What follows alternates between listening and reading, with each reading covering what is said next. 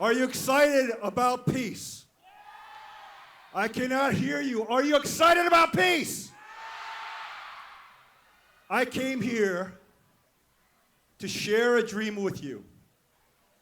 But before I begin, because you're young people, do you want to hear about a small dream or a big dream?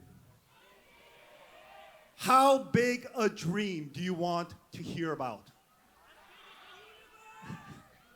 Ooh, this young person said as big as the universe. I like this crowd. Because although I might be in my middle ages, I still feel like that 17-year-old young person that had the whole world ahead of him and was willing to put my neck out on the line to chase a dream that is the greatest dream of all. And that dream was to build one family under God. Now, why is that the greatest dream of all? Well, let us be philosophical in terms of analyzing human history. Today, in the 21st century, we have received a tremendous blessing and grace that we know what freedom and we know what human rights looks like. But throughout the vast course of human history, humanity never understood or realized those ideals. Those ideals came to fruition because a nation was formed that championed those ideals, not only the 20th century, but well into the 21st. You know,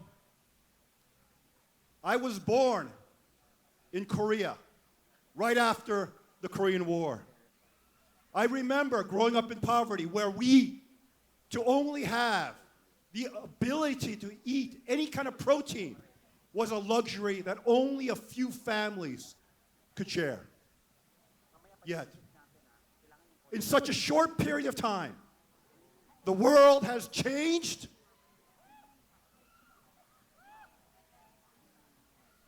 And today, you have young people from Korea igniting the world with K-pop and Hyun. Who's to say in 20 or 30 years from now that there will be Filipinos that will be inspiring the world with a vision of one family under God? That is why I am planting the seeds in you, young people. I want you to dream, and I want you to dream the greatest dream of all.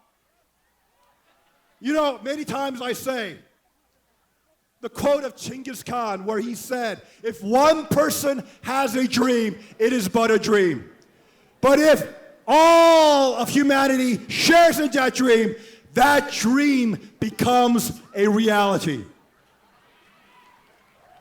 Now, as I said, the concept of freedom and rights is a new modern phenomenon. Where did it begin? As a student of history, let me share with you where those ideas arose. Through the Enlightenment, and eventually culminated with the ideas that formed the United States of America. The most important document of that nation is the Declaration of Independence. And many times, in speeches all around the world, I share how significant this document is. Even though many Americans today talk about the Constitutions and the Bill of Rights, I believe that the most significant document, not only for the nation of America, but for humanity itself, is in the Declaration, especially the second paragraph of that Declaration, where it's stated that it is the Creator, meaning God, that gives us our sacred fundamental freedoms and human rights. The right to life, liberty, and the pursuit of happiness. These immortal words etched in this immortal document is the basis upon which we today recognize and celebrate although imperfectly in many nations, but celebrate the ideals of freedom and fundamental human rights. So we must ask ourselves, especially the backdrop of the world in which we live today, where you have statist nations in the rise that basically are bridging those very freedoms and rights, even of their own citizens. We have to ask ourselves the question, where do these rights come from? It comes from the sovereignty of God. It comes from the fact that God, from the very beginning of human history, had bestowed upon humanity a special gift, a gift to co-create with him an ideal world and kingdom where he can dwell within the human family.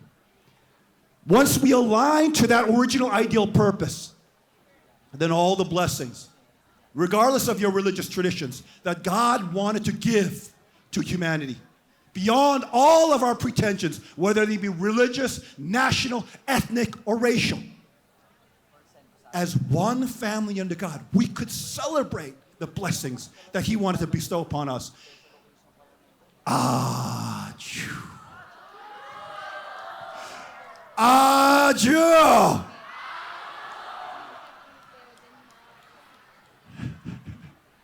You know, I love coming to the Philippines because I love you young people. Unfortunately, many people in the developed world forgot the importance of family and young people. I have to come to the developing South, the Southern Hemisphere, to find you young people. For you, if you are inspired to dream and be an owner of a dream, within one generation can bring about fundamental change, not only within your nation, but within the region and the world. Do you want to do that, yes or no? Do you want to do that, yes or no? Do you want to be the owners of one family to God, yes or no? Ooh. So, I'm going to see how much you want to be an owner, okay? We're going to split the crowd, left and right. Now, if I point to this side, I want you to say Aju as loud as you can. Because remember, Aju means I will take ownership. It's a Korean term that my father had created to say, I will take ownership.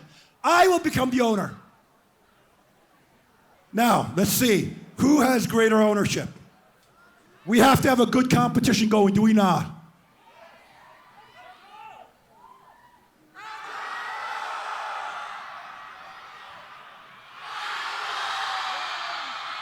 I don't know. I need more excitement. I need more excitement. Now, I know that many Filipinos are well behaved, but today I give you special permission to be as wild as you want. So, I don't only want you to say Aju to the top of your voice, but I want you to stand on your chairs and move and get wild. Whoa, whoa, whoa, whoa, whoa. No, you're jumping the gun now. It's only when I point at you, okay? So let's do it. Let's try it one more time.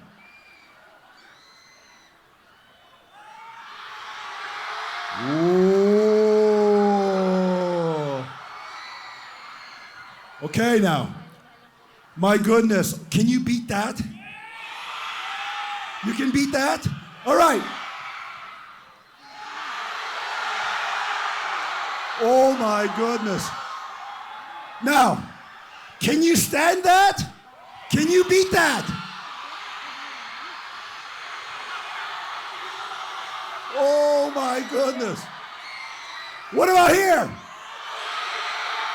What about here? What about here? Oh my goodness. You know, we have a lot of VIPs in the room today. We have a lot of VIPs in the room today. And unfortunately, when you are a VIP, you are an elder person. You've lived your life and you've had many setbacks, and all of a sudden, your ability to dream becomes less and less and less and less.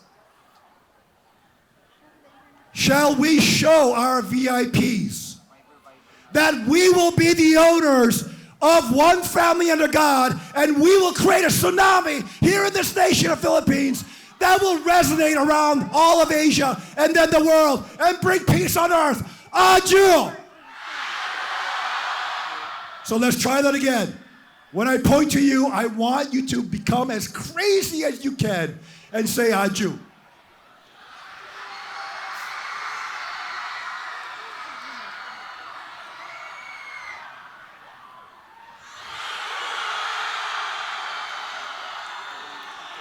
Oh my goodness.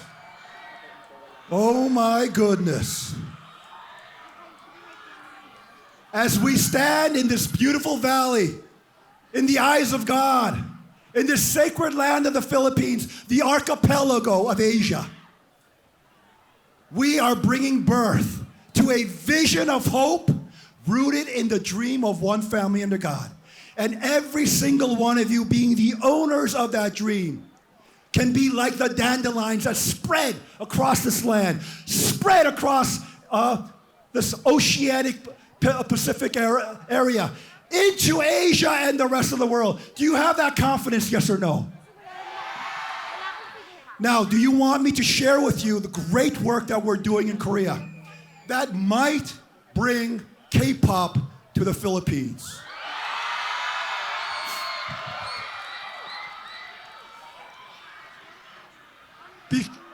Before I came here to the Philippines, I had a huge monumental event in Korea where heads of 1,000 most prestigious NGOs rose up together, gathered in 20,000, filling the largest indoor arena in Korea.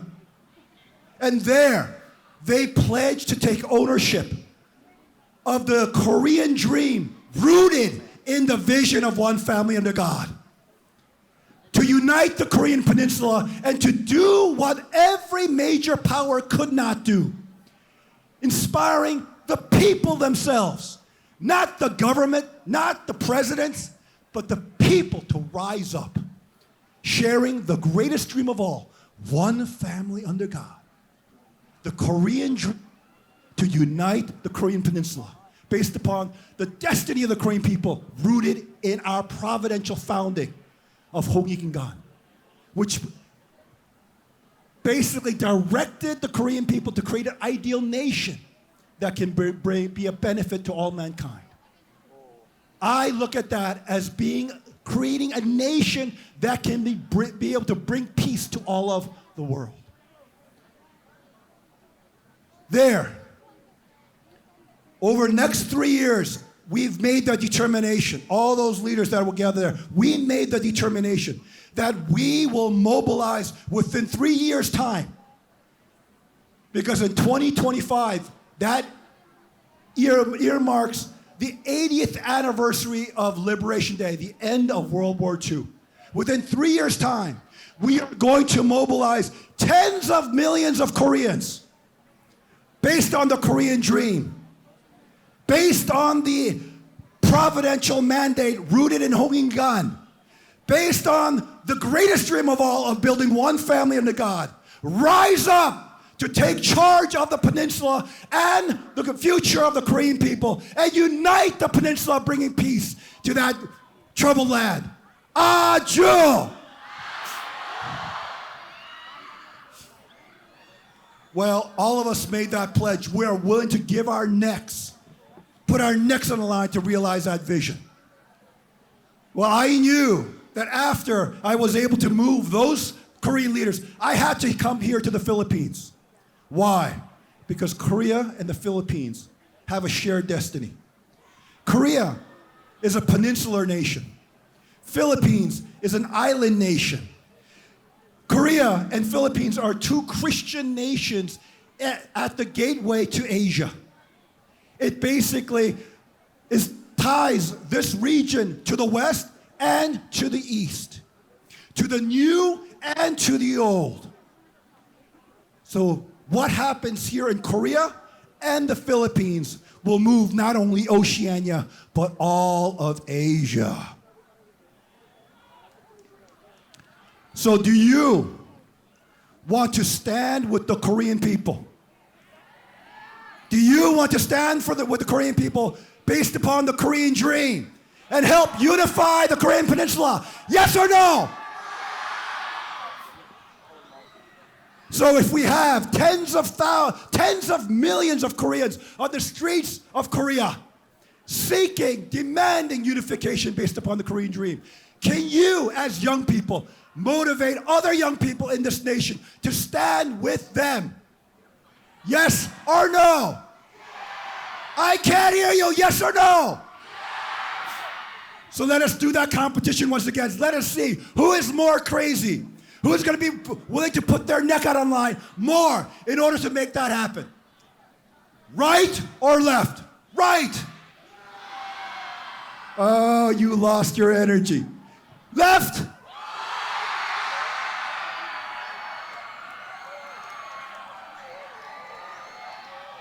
Ooh. I'm going to give the right another chance. Right? Ooh. Like I said, I might be a middle-aged man, but I'm still a 17-year-old inside. And you don't know how much I want to be in those seats with you, yelling and screaming with you, being an owner with you, being inspired with you, to basically bring about a new world through this vision of one family under God. May God bless you and your families. Thank you very much.